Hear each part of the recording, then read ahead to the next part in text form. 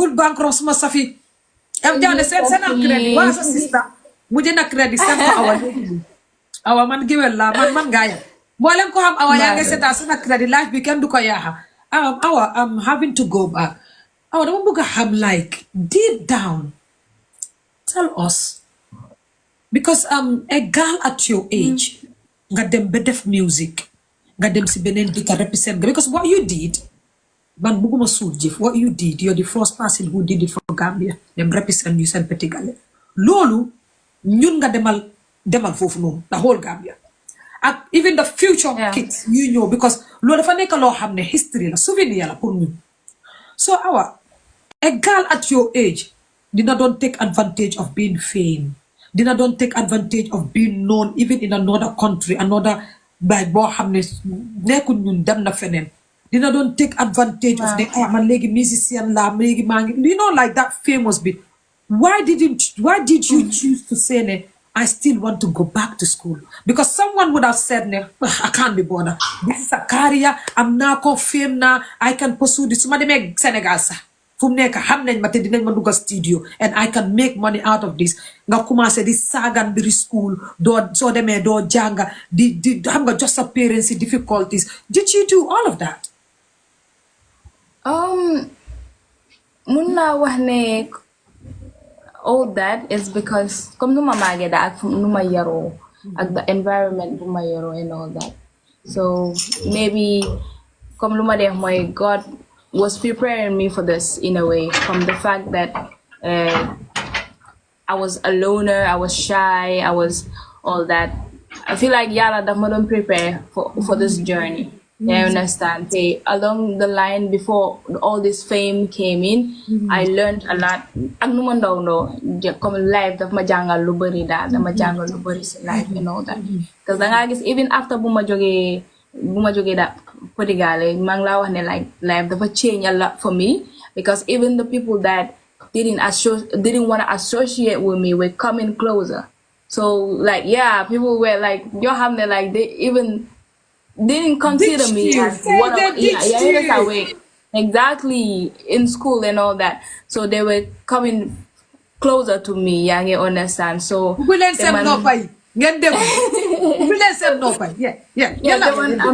this type of person that I just learn, I just observe. Duma de gawa duga nit tamit duma de gawa jahaso ak nit dama de muna study nit bu lu yaga bala ma harito ak yow you understand. So all of these things dama jël suma time and ma janga si dal lu bari about aduna and all that, but even right now fuma tolu ni like the person that I am our Gambia danga gis ne like the people that were in my circle ñoo xamne before ñoo nekkon ci my circle are the people that are still around me.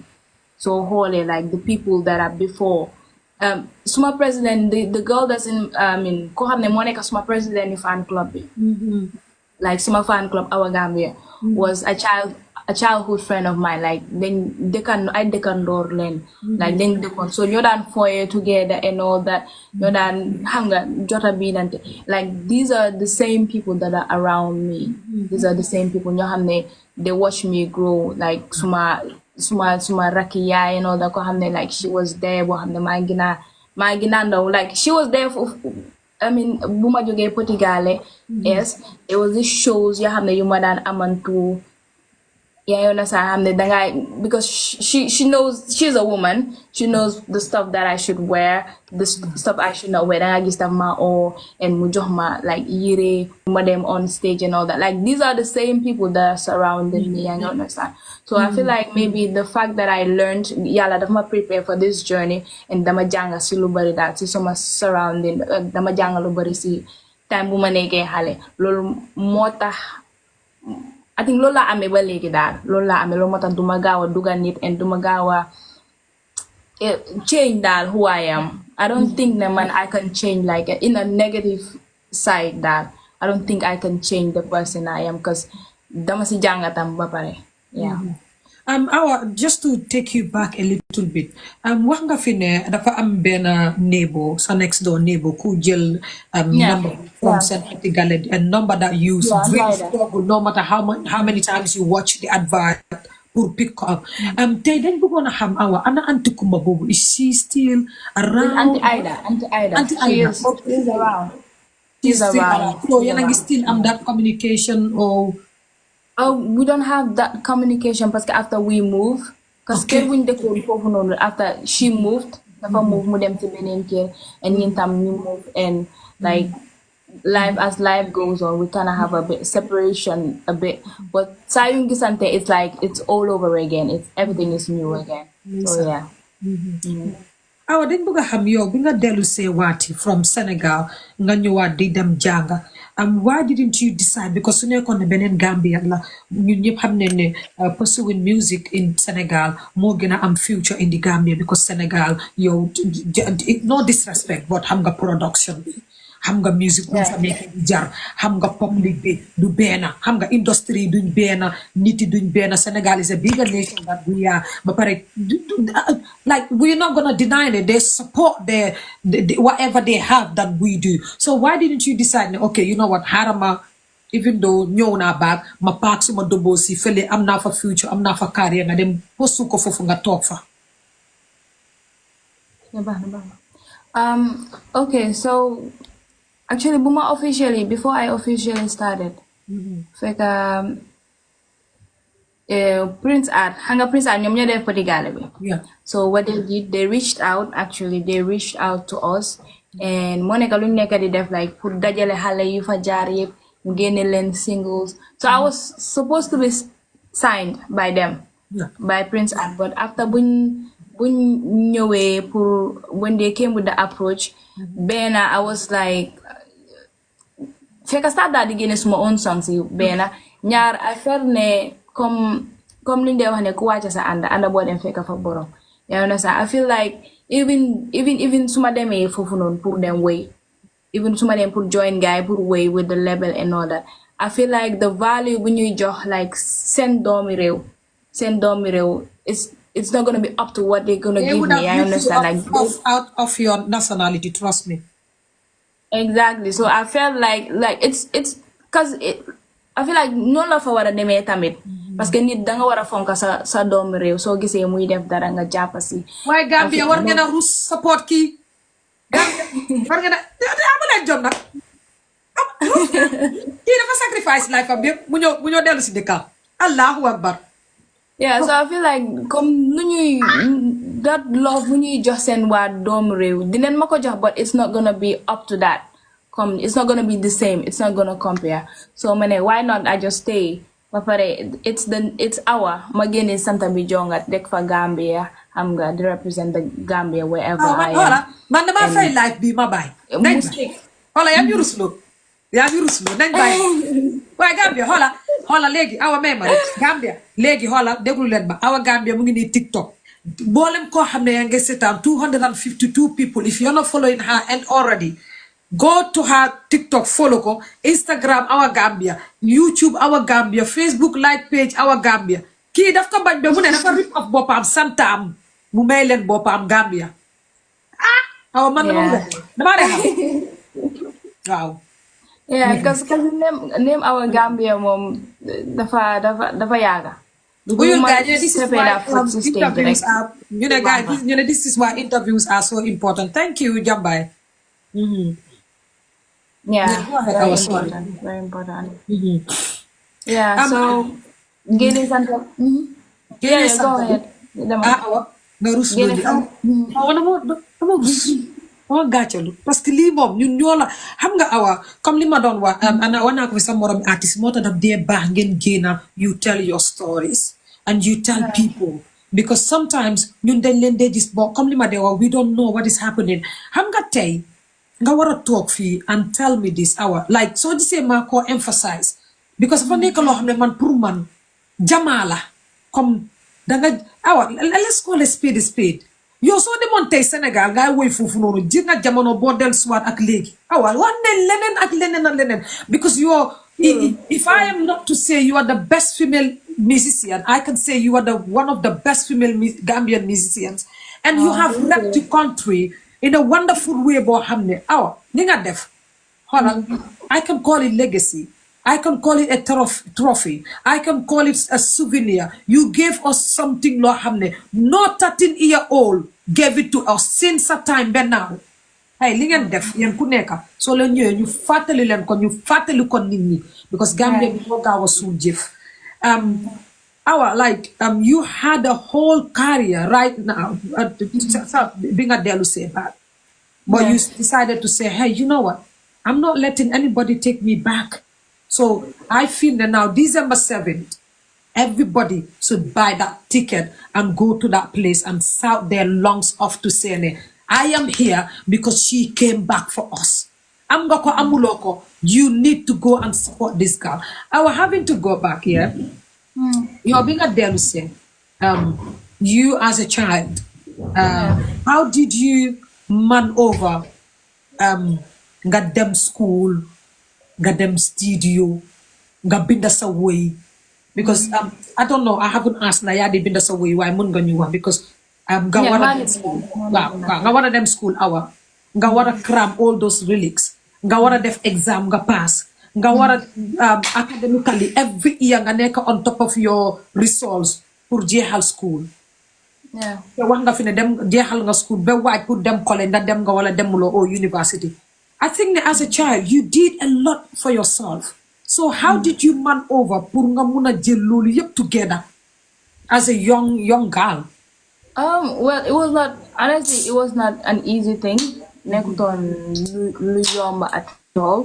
So there was this time where I kind of paused a bit because it was really hard. But it was a new phase, like having to face being famous. Hamga, being the person I am, even though man's stage with manga param, I hate attention, too much attention when I draw it from people like smart.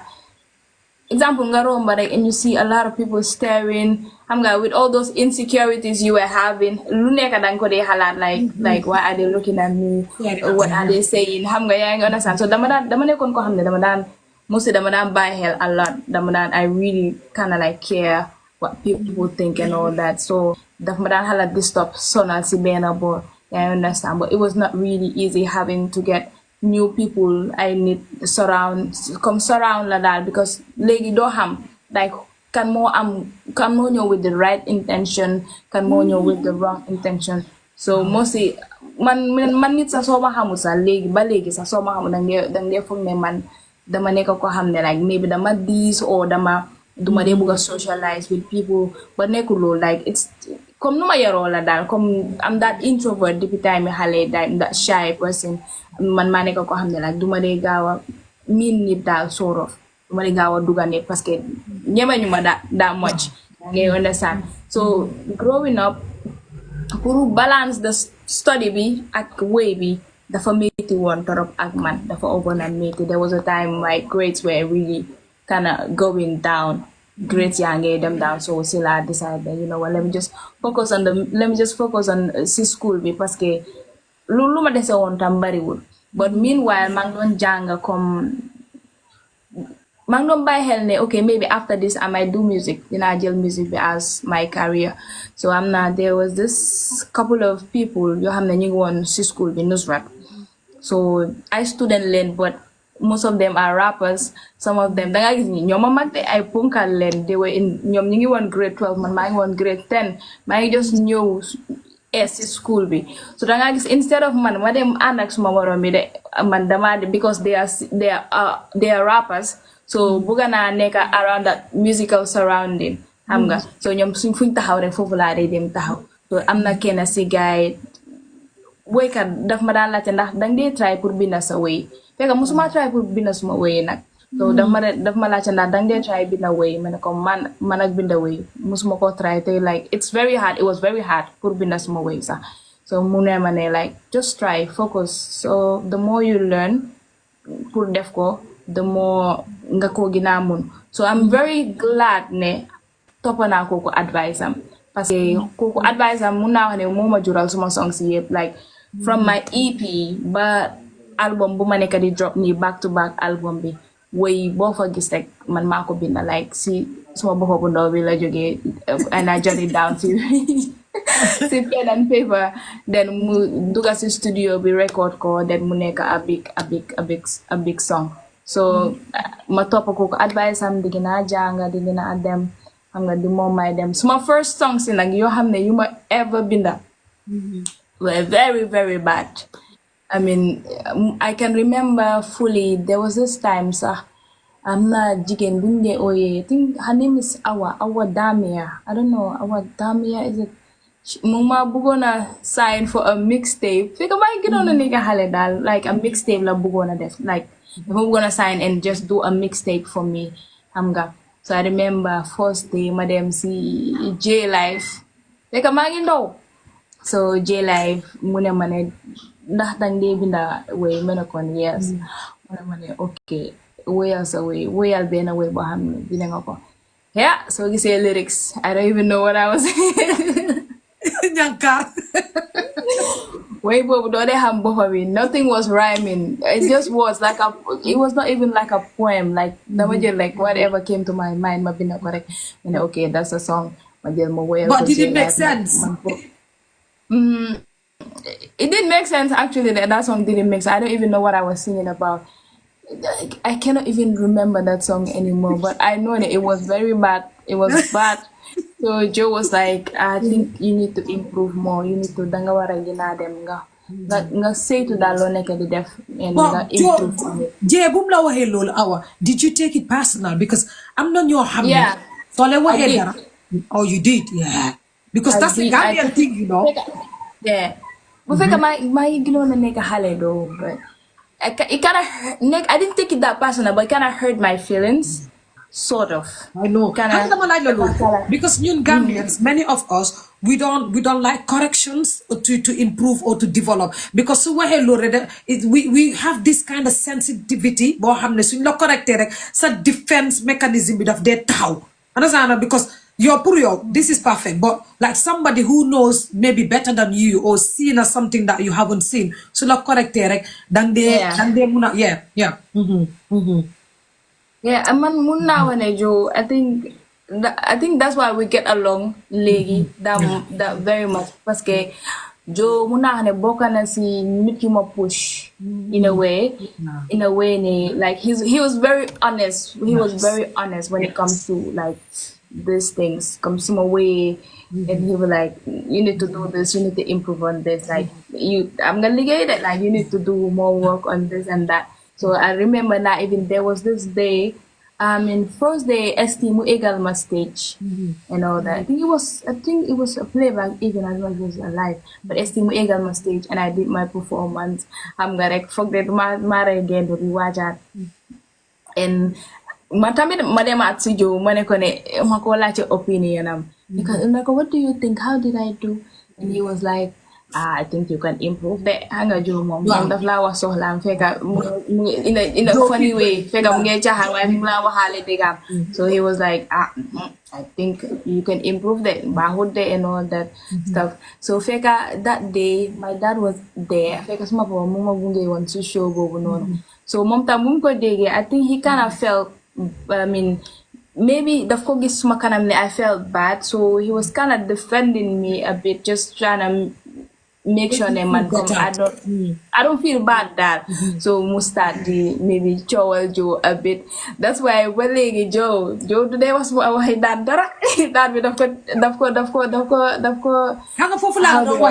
we tend to be defensive. When people no what am I like because come our limala do one mota wata ni that important come tay you're a young girl, a lot of people man to be honest my TikTok a lot of people ñoo xamne younger generation ñoo wone follow man gis na nit ya nga joxe gift ba tay man duma de buga faté pour wax thank you because I just feel it tamit is really good ba bare man gis ñaari ni tamit binda nañ ne num tuda this is the best platform pour artiste ñew ak all of that and they thanking me mané len mo am delo len juga wax len jërëjëf yana de latte artist ma indi len sa career from the beginning bi nga don joge Senegal coming back home because a lot of people seeing you on Sen Petit Galley dinañ fokk ne you came with a lot of money xam nga Gambian bi num de halate you having to come back when you won or bo winute xam nga bi nga ñibbisee did they pay you a lot of money?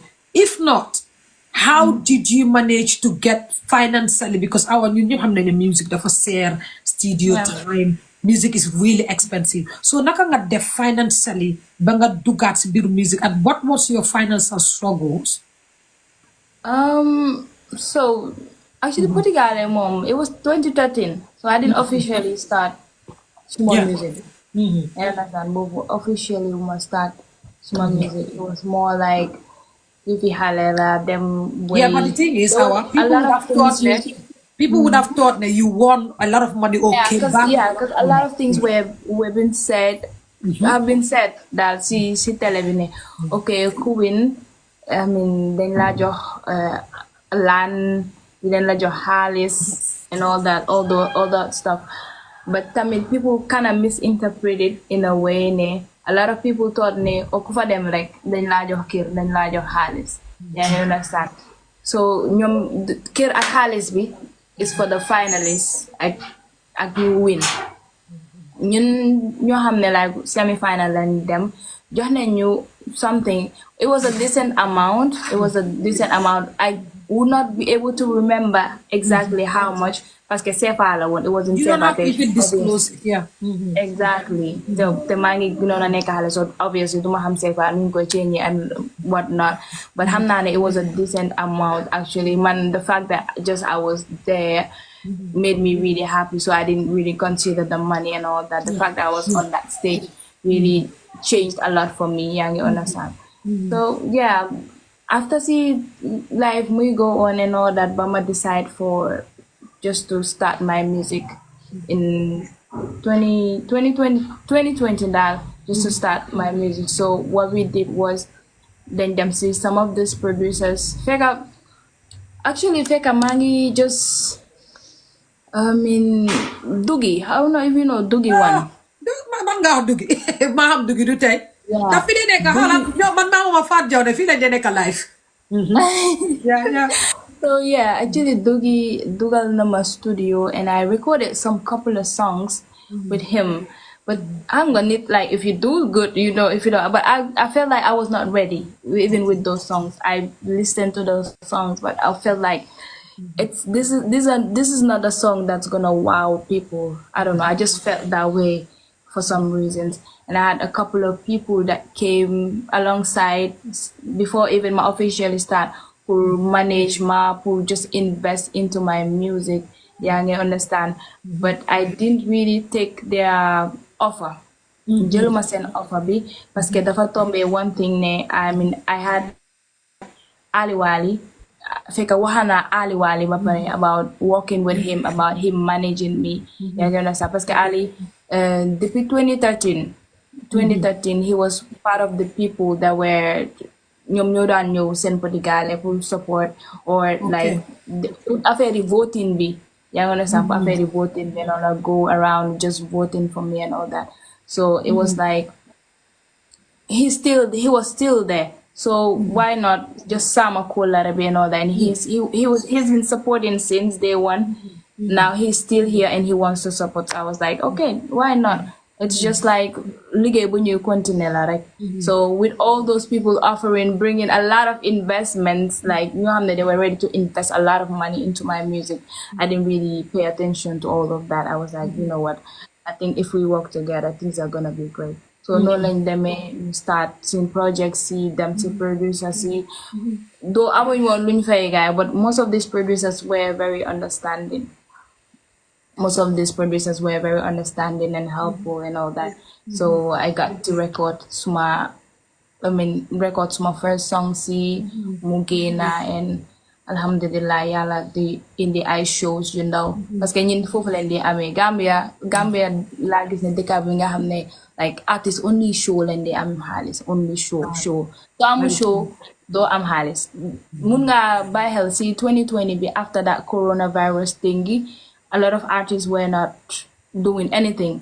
Amuñu show, so artists yu bari dañ broke because we kind of focus si show yi kese len de amee daal sin income, which is very wrong. I feel like there are other ways yoo xam ne we could earn income from what we are doing. Maybe see soon songs is in streams, but then I guess people don't even know how these things work. They don't even know how this.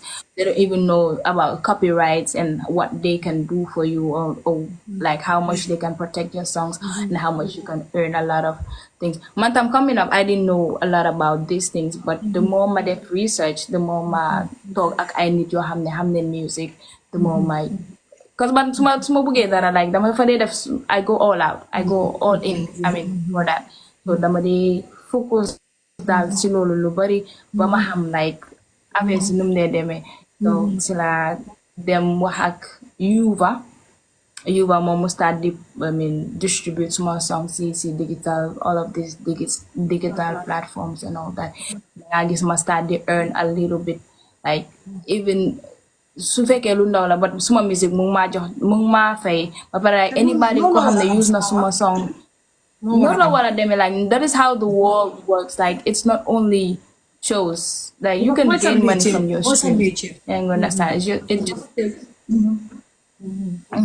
yeah mooy sa métier tamit so there are other ways to get just to remind people again it is so important like when you watch our videos on YouTube na subscribe because I love it dama dee gis ne yéen Gambian artistes yu bari dangaa dem nga gis ne kooku am na 100,000 views mu am like 1,000 subscribers like subscribing in seen YouTube channel yi du cost Gambians nothing xam nga comme awa nu fi nekkee am naa followers yoo xam ne nekkuñ di follow awa tamit dem leen ngeen dem follow awa on TikTok dem leen YouTube awa Gambia man ko wax di ko wax dem leen Instagram because YouTube bi sax dafa gën a important because streaming bi there is where she gets the little bit money that she will have to put on production, hamga deferred music, transportation, and put them appointments and all of that.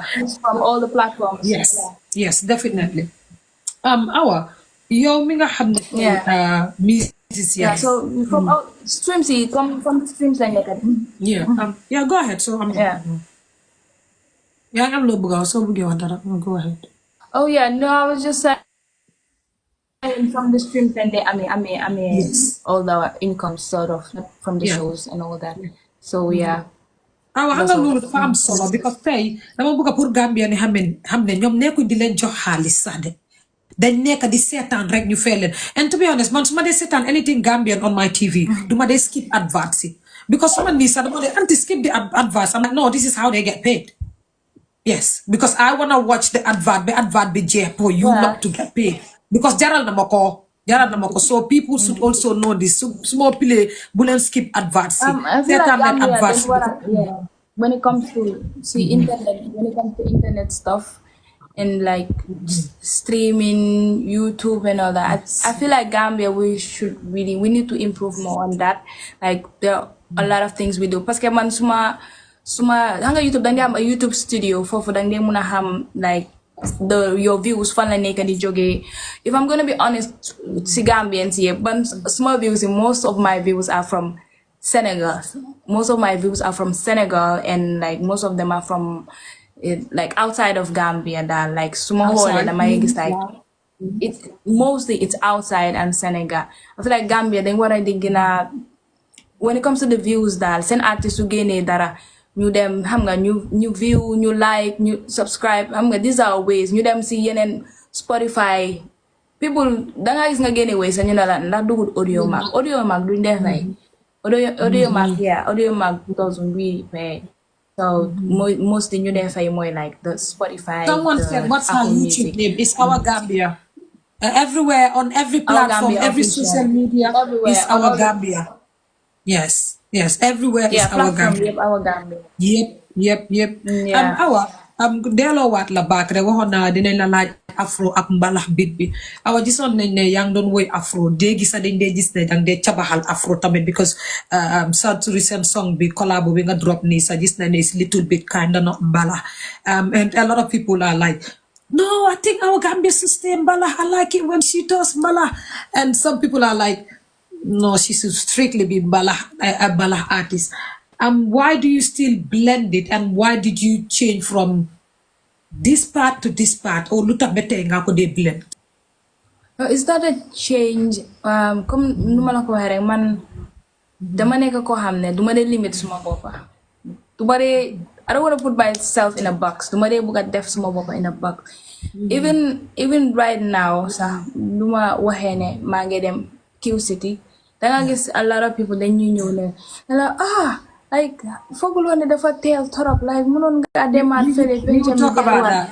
so lumaran de wahne mo neka like let me dream, allow me to reach higher places. Don't put me in a box. Bulen teach suma limit suma dreams like let me dream. If I wanna aim something, magomne holal mali munna ko def. Let me do it.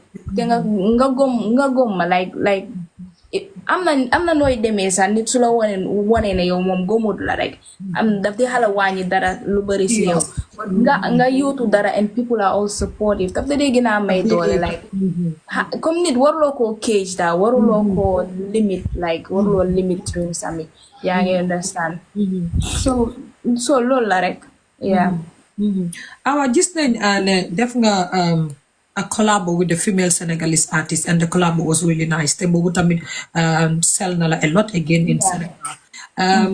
Basically, since then, gisatuñ la nga defaat benen collab. Lan nga nekk di work on? Have you worked on any collabs with any Senegalese artist, male or female? Or sa album tamit dinañ expect something like that? Yeah, for my album, I have a lot of collabs, and I have a lot of collabs. But I did tried having one Senegalese female artist, Suma, one of my songs, but unfortunately it was have a break of it because I know people are just expecting it the album, but unfortunately it didn't end up being possible. But maybe because we're so you understand, we're still in the music game and like anything is possible. But I mean, see album I have really amazing collabos, amazing collabos. You have this again, people are gonna really love. Yeah. Album bi gis nañ ne génne nga Jilal. Like I'm not gonna lie to you. The minute I heard Jilal, I'm like, wow, I love that song. Like I think xamuma lu nekk si album bi. But Jilal makes me curious about the album. If you could remember, you posted Jilal rek, dang ko post rek, ma message la nila I like this. And Jilal is a song that, wow, Jilal is a song that bo xamne mun na ko neka di ko play. How did Jilal came about? Because like just a man, dama de wane man duma de déglu music and nit ñi de déglu music dafa wuté. Man duma de déglu music pour feature music, man dama de déglu music because of the lyrics. It's not like when I listen to Jilal, what the glory lyrics rek, I'm like, linga woy fofu nonu. Comme dafa nek lo xamne degala si aduna buñ nekal legi. Yu bari lolu mo nek di xew. So how did Jilal came about? I mean, Jilal come noko wahe like the way you relate to it, it's more of like it's a relatable song because man dama nekk ku dee bàyyi xel suma surrounding yaa nga understand dama dee bàyyi xel suma surrounding bu baax and dama bàyyi xel a lot of things you need to def because nit dañ am this misunderstanding ne nit danga war a compete like life is all about competing each other danga compete kii pour nga raw pour nga def nii but xamuñ ne competition is within you. Competition yow si sa boppa la war a njëkkee like sooy compete danga compete sa boppa xam nga soo nekkee lii démba like nga nekka fii démba like trial nga challenge sa boppa pour nga nekka feneen like nga dem higher. You understand? So Jilal is a song bu ma ko doon binda. It's just like a summary of things that are happening, like people associating you to stuff that you don't even like you don't even your focus is not on. So I was like, you know what, aduna bi it's nit danga ku nekk ak sa wërsëg ñun ñëpp am a purpose ñun ñëpp yàlla daf ñu indi fii ak ku nekk ak sa yoon mana yow mën nañoo bokkal liggéey sax mana yow mën nañoo bokkal luñ nekk di def waaye suñu yoon duñ benn man suma purpose ak yow sa purpose it's far different. Yeah, you understand? So Jilal, it's just a song to just boo xam ne dama ko génnee si nit ñi pour delloowaat nit ñi sort of to indiwaat seen xel xam nga wax leen ne xam nga la like aduna bi it's not competition. Like yàlla dafa binda jaami waaye emale wut leen like ku nekk ak sa wërsëg ku nekk ak sa wasa bala nga dee like ding ko am like lu la yàlla bindal rek bala nga dee ding ko am. You understand? So Jalal, it's like that is the inspiration behind Jalal, I can say. Yeah. Awa si album bi ndax yow am nga fa any female artist boo xam ne moom nga fa future? Yes, I did, but it didn't work out. So we had to, it didn't work out because I tried it. But after the waroon a tukki, the person dafa waroon a tukki, so munta jekali song bi. After sila tukki, and we couldn't complete the project. But I would have loved to have her song bi, but unfortunately it was impossible. But I have to do the project way album dafa war a génn, so I have to do what I have to do. Awa loolu important na trop. Awa sa album bi back to back bi lan moo nekk difference bi ak yeneen album yi nga xam ne moom nga génne woon? Yeah, so first album bi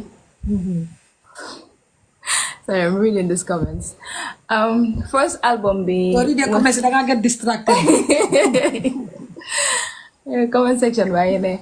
First album bi was Taking Over. Bobo, I feel like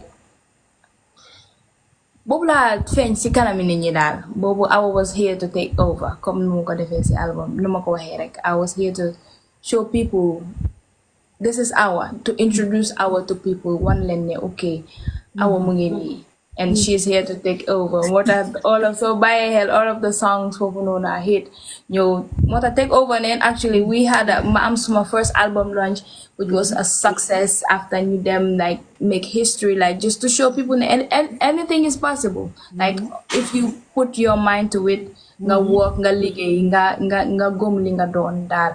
Like parce que suñ industry bi is 95% male dominant. Loolu moom everyday lañ ko dee wax. Like góor ñooñu ëppa te dafa tax nit ñi am that mindset ne jigéen ñi mënuñ dara, jigéen ñi mënuñoo am mënuñoo am a lot of mënuñoo am daal lu bari si musique bi, yaa ngi understand. And man bu ma ñëwee with that taking over, dama ñëw with that concept ne okay, you know what, we are breaking these barriers. We should not be limited, xam nga. Yes, go girl. There should not be like it's wrong, like this mindset people you am. So da nga gis like in album boobu noonu we had like five awards ñu ñëw witees góor yëpp. See that was the highlight. I was thinking, just xam nga made that sisterhood proud.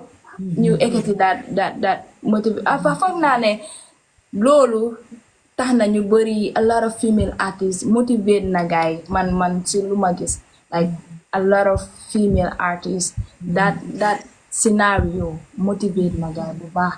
Motivate na gaay, tax na gaay gina gom seen booba, tax na gaay gina ba pare. Lu ma si gëna neex mooy si suma album launch, I think it was the first time first lady bi mu ever attend event comme façon event boobu noonu like let's say artist mu am concert and mu ñëw like fekkee ko and all that. Loolu dafa gëna jox doole like a lot of jigéen daal, I can say it empowered a lot of women that you understand. So dama dee wax nag ba réer sa question bi. Léegi daar rek man di daal a indiwaat Awa like what is like back to back bi lan moo fa nekk loo xam ne ñamal ñu rek dafa utee ak previous album bi Taking Over bi? Back to back dafa utee, the songs is even songs is a soo bàyyee xel dafa utee, like Awa dafa gina wane boppam, like life is all about winning. And back to back minute ne okay, it's because it's back to back danga war a dellu back. A lot of people ñu ngi misunderstand like okay, it's back to back, so, like why back to back? Back to back lu tax delluwuloo penca mi parce que the name of the album is back to back. I'm like no, it's consecutively winning back to back. Come guy win like back to back, then all over, like be a winner. It all back to back dafa highlight on winning.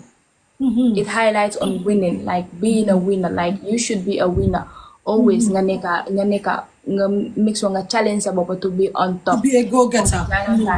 yeah, keep winning back to back all over again. Just be climbing higher. So that's it, back to back. So by hell, all of the songs are all about winning, are all about just all about life, are all about. Tomorrow is my album listening party, so I feel like Yeah. I elect a know. lot of things will I'm be. gonna talk about that. I know. Yo, yeah, but they are direct. But yo, hola, man, do have you have the talk? They're funny enough. Like the conversation we're having is like a chit chat. No question Yeah. is written. So I have something law hamne is important. But they wanna just my telephone. What I must leave my motor my joy say my leave my highlight just not to forget because like coming coin in your what time I might forget. But we will also come to the listening party and talk about that. Our comme que loolu moo tax back to back bi mu special